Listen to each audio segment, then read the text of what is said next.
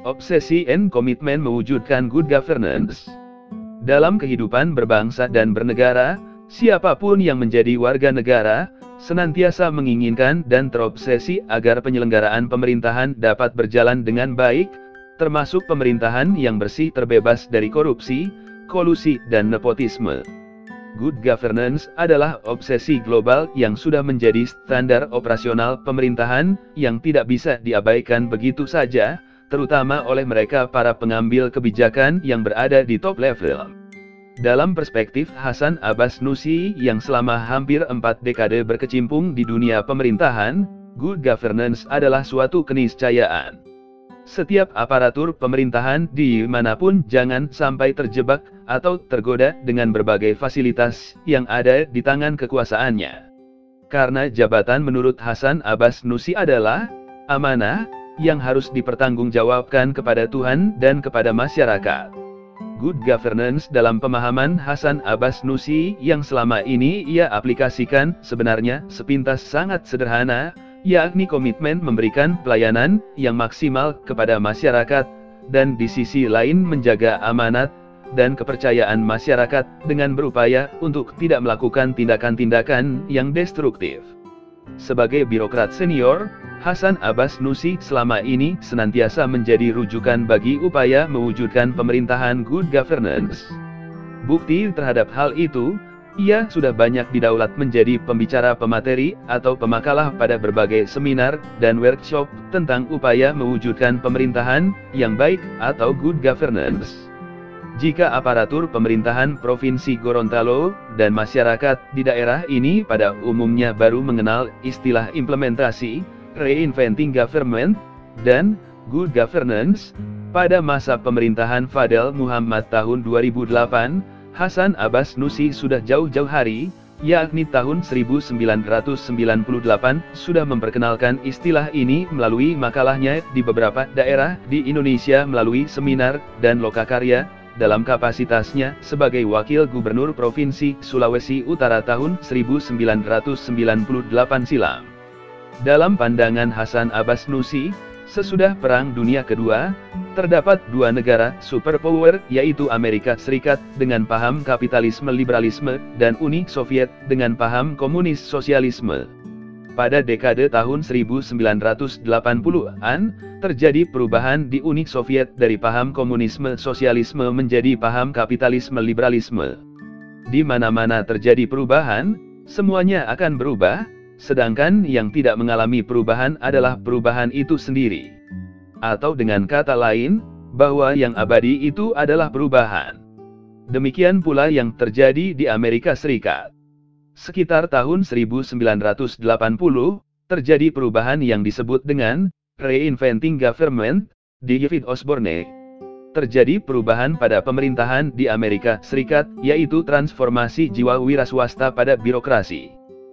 Perubahan yang terjadi pada dua negara superpower tersebut mempengaruhi Perserikatan Bangsa-Bangsa (PBB), di mana melalui United Nations Development Program (UNDP) menganjurkan agar semua negara melaksanakan good governance, kepemerintahan yang baik. Peranan swasta dalam pembangunan dikedepankan, dan pemerintah hanya mengarahkan semua negara harus menciptakan social participation agar demokrasi berjalan baik, dan hak asasi manusia, HAM, diperhatikan. Pada akhirnya, seluruh negara berkembang dilanda perubahan yang dikenal dengan reformasi, termasuk di Indonesia yang melakukan reformasi di semua bidang terutama di bidang politik, hukum, dan ekonomi. Untuk itu, Hasan Abbas Nussi semenjak awal program ini dicetuskan sudah mempelajari konsep reinventing government oleh David Osborne dan konsep good governance oleh UNDP. Reinventing government. Konsep reinventing government dituangkan oleh David Osborne dan Ted Gaebler dalam bukunya Reinventing Government. Istilah ini dapat diartikan sebagai menata kembali pemerintahan, mewirausahakan birokrasi, mentransformasi semangat wirausaha ke dalam sektor publik, menemukan kembali pemerintahan. Kini bangsa-bangsa di dunia, termasuk Indonesia, sudah berada pada milenium ketiga. Jika mengamati kembali perjalanan sejarah, di Eropa Timur telah bebas, Imperium Soviet bubar, Perang Dingin berakhir, ekonomi Eropa bersatu, dan Asia menjadi kekuatan ekonomi baru. Dari Polandia sampai Afrika Selatan, proses demokrasi sedang berlangsung, termasuk di Indonesia. Semua berubah, Amerika pun berubah, reinventing government. Adapun dasar atau pijakan David Osborne atas lahirnya gagasan ini yang kemudian dituangkan dalam bentuk buku antara lain. La masih percaya pemerintah. Ia percaya masyarakat beradab tak akan berfungsi dengan efektif tanpa pemerintahan yang efektif. Ia meyakini menjadi masalah bukanlah orang yang bekerja dalam pemerintahan melainkan sistem tempat mereka bekerja. Ia meyakini baik liberalisme tradisional maupun konservatisme tradisional tidak banyak relevansinya dengan masalah yang dihadapi pemerintahan saat ini. David Osborne percaya dengan keadilan dalam kesempatan yang sama bagi semua orang. Dengan penjelasan di atas, maka Hasan Abbas Nussi menggarisbawahi bahwa reinventing government adalah mentransformasi jiwa entrepreneur pada sektor publik atau pada birokrasi. Apakah entrepreneur itu? Y.B. Say, ahli ekonomi Prancis, sekitar tahun 1860 menulis bahwa entrepreneur wirausaha adalah memindahkan berbagai sumber ekonomi dari satu wilayah dengan produktivitas rendah ke wilayah dengan produktivitas tinggi dan hasil yang lebih besar. Dengan kata lain, seorang wirausahawan menggunakan sumber daya dengan cara baru untuk memaksimalkan produktivitas dan efektivitas. Definisi ini tentu berlaku juga bagi swasta, pemerintahan dan masyarakat.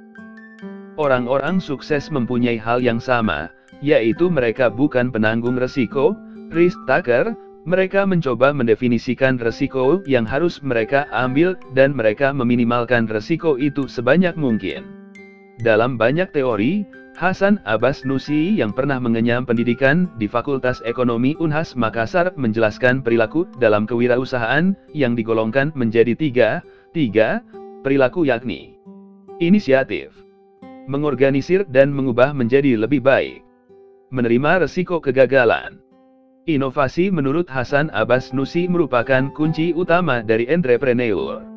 Menurut MC Cleland, karakteristik dari entrepreneur adalah keinginan untuk berprestasi, keinginan untuk bertanggung jawab, preferensi pada resiko-resiko menengah, persepsi pada kemungkinan berhasil, rangsangan oleh umpan balik, aktivitas energi, orientasi ke masa depan, keterampilan pada pengorganisasian. Sikap terhadap uang adalah nomor 2. Bagaimana konsep ini di Indonesia? Reinventing government, dalam pandangan pemerintah Indonesia adalah hal yang positif dan prospektif. Konsep ini dapat dilaksanakan di Indonesia terutama di daerah-daerah. Karenanya Departemen Dalam Negeri semenjak tahun 1997 sudah melaksanakan kerjasama dengan University of Pittsburgh di Amerika Serikat untuk melaksanakan kursus bagi pejabat pemerintah daerah di seluruh Indonesia. Malahan David Osborne pernah diundang oleh Direktorat Jenderal Pemerintahan Umum dan Otonomi Daerah Depdagri untuk mengadakan ceramah di hadapan Ketua DPRD dan Sekwilda se-Indonesia pada tahun 1997 silam di Jakarta. Terdapat 10 prinsip sederhana pemerintahan kewirausahaan, entrepreneurial, yaitu pemerintahan katalis, mengarahkan ketimbang mengayuh, pemerintahan milik masyarakat, memberi wewenang ketimbang melayani, pemerintahan yang kompetitif, mengutamakan pelanggan dalam pemberian pelayanan, pemerintahan yang digerakkan oleh misi, mengubah organisasi yang digerakkan oleh peraturan, pemerintahan yang berorientasi hasil, membiayai hasil bukan masukan, pemerintahan yang berorientasi pelanggan, memenuhi kebutuhan pelanggan, bukan birokrasi. Pemerintahan wirausaha, menghasilkan ketimbang membelanjakan. Pemerintahan antisipatif, mencegah daripada mengobati. Pemerintahan desentralisasi, dari hierarki menuju partisipasi dan tim kerja. Pemerintahan berorientasi pasar. Government, kata pemerintahan, government, berasal dari bahasa Yunani yang berarti mengarahkan. Tugas pemerintah adalah mengarahkan bukan mengayuh perahu, memberikan pelayanan adalah mengayuh dan pemerintah tidak pandai mengayuh, AS. Safas. Terdapat bermacam-macam teknik manajemen partisipatif. 1. Gugus mutu TQM, Total Quality Management, metode Deming, merencanakan, melaksanakan, memeriksa, beraksi, menganalisa data, komputerisasi. 2. Komite Buruh Majikan. 3. Program pengembangan karyawan. 4. Survei sikap sistem baru. 5. Kebijakan invensi. 6. Perlombaan inovasi. 7. Program penghargaan. Good governance. Good governance dapat diterjemahkan ke pemerintahan yang baik. Pemerintahan di sini diartikan legislatif, eksekutif, dan yudikatif. Jadi berarti legislatif yang baik, eksekutif yang baik, dan yudikatif yang baik, baik dalam arti transparan, terbuka, jujur, bertanggung jawab, efektif, efisien, membuat peraturan dan melaksanakan peraturan, law enforcement jalan, demokratis, HAM jalan baik, partisipatif, peranan swasta dalam pembangunan memperhatikan rakyat.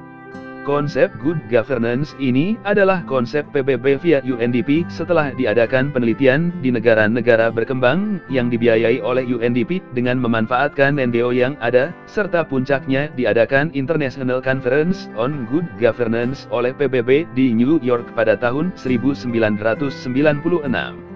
Menurut penelitian dari UNDP bahwa banyak negara-negara berkembang tidak melaksanakan good governance ini. Hal ini dapat dilihat pada beberapa negara, di antaranya Indonesia di bidang eksekutif. Misalnya, ada hasil penelitian satu perusahaan di Jerman, bahwa negara yang paling korup adalah Indonesia. Walaupun tentunya kebenaran dari penelitian masih perlu dipertanyakan, tapi hal ini menunjukkan bahwa ada sesuatu yang tidak beres dalam bidang eksekutif di Indonesia. Contoh yang lain misalnya, di bidang yudikatif, bahwa ada penelitian yang menyimpulkan bahwa peradilan yang paling tidak baik di ASEAN adalah Indonesia, dan diberikan contoh masih ada penyerangan kantor polsek oleh rakyat. Demikian pula kalau kita lihat di bidang legislatif, ada humor dalam masyarakat, bahwa anggota DPR di Indonesia adalah 5D, datang, duduk, diam, daftar, dan duit. Ini satu pertanda bahwa di bidang legislatif masih belum melaksanakan good governance. Konsep good governance dari UNDP menyebar ke seluruh dunia, terutama ke negara berkembang di antaranya Indonesia, dan terjadilah reformasi, demonstrasi, krisis moneter sejak tahun 1997, dan puncaknya Bapak Soeharto lengser pada tanggal 21 Mei 1998, dan diganti oleh B.J. Habibie sebagai Presiden Indonesia.